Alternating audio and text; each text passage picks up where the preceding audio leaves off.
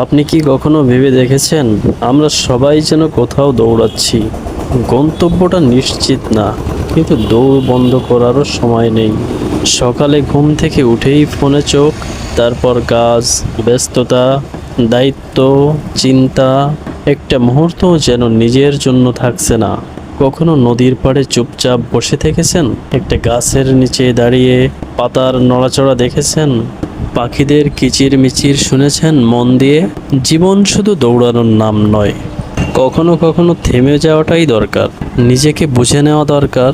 কিছু স্মৃতি, কিছু অনুভূতি, কিছু শ্বাস আস্তে করে অনুভব করার জন্য সময় দরকার।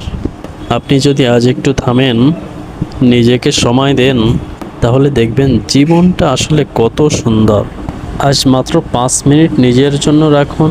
চুপচাপ বসে থাকুন একটা চা নিয়ে, একটা হাওয়া আপনার গায়ে লাগুক, একটা পাখির ডাকে মনটা হাসুক। বিশ্বাস করুন, আপনি সেটা ডিজার্ভ করেন। আপনার মনটাও একটু বিশ্রাম চায়, আপনার আত্মাও একটু প্রশান্তি চায়।